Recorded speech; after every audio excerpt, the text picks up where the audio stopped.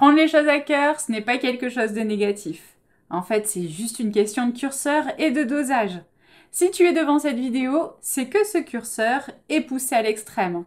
Si tu as la sensation que ce qui se passe autour de toi t'impacte trop au niveau émotionnel, que cela prend beaucoup de place dans ta tête, tu es au bon endroit.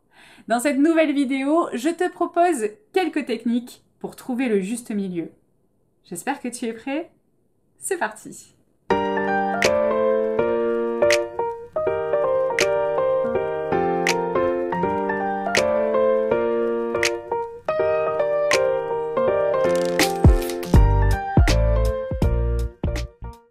Bonjour, je suis Mélodie Lannoy, conseillère en images et coach en confiance en soi depuis 2014. Ici, je vais te donner quelques leviers pour arrêter de prendre les choses trop à cœur.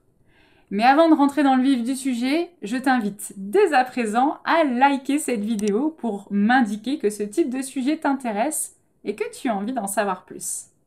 Si tu n'es pas encore abonné à ma chaîne, je te conseille également de le faire tout de suite pour ne pas rater mes prochaines vidéos. La première technique que je souhaite te partager, c'est celle de te poser les bonnes questions. Quand les événements te submergent, commence par faire le tri. Certains soucis n'en sont pas vraiment, ce sont juste des contretemps, des imprévus ou des situations qui ne valent pas vraiment la peine que tu t'y attardes.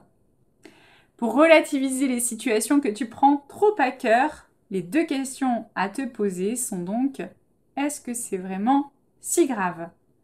Et est-ce que cela aura encore de l'importance dans ma vie dans une dizaine d'années? Prendre du recul, ça ne veut pas dire être je m'en foutiste, mais remettre à leur juste place tes soucis du quotidien.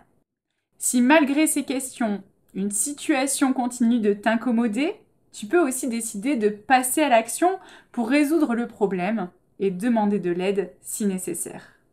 Cela sera forcément plus efficace que de ruminer, te morfondre, râler ou paniquer.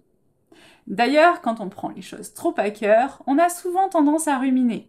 Si c'est le cas, n'hésite pas à consulter la vidéo qui vient de s'afficher, je suis certaine qu'elle te sera d'une grande aide. La deuxième technique que je souhaite partager avec toi, c'est celle d'apprendre à canaliser ses émotions. Tes émotions et tes ressentis sont des boussoles. Il ne faut pas en avoir peur ou chercher à les fuir. Il s'agit simplement d'apprendre à les réguler, de remettre le curseur à un endroit qui te permet de ne plus prendre les choses trop à cœur.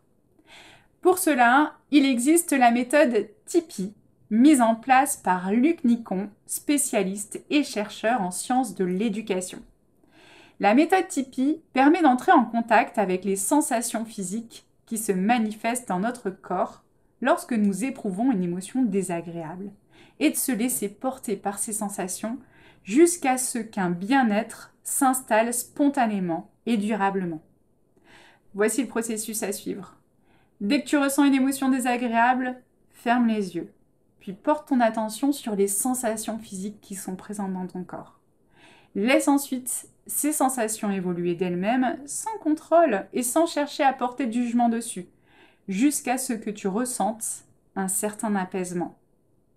Si tu veux en savoir plus sur cette méthode, eh bien n'hésite pas à laisser un commentaire sous cette vidéo.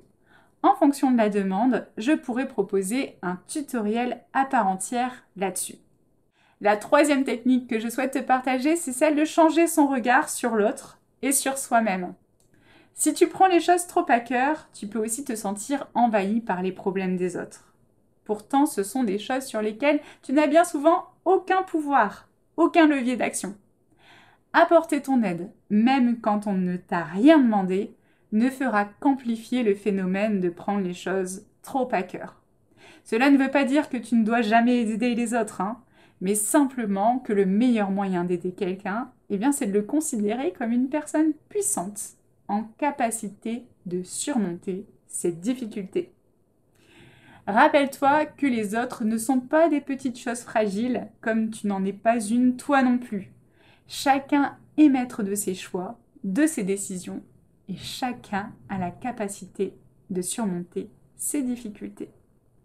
Enfin, la quatrième technique que je souhaite te partager, c'est celle de retrouver une posture digne.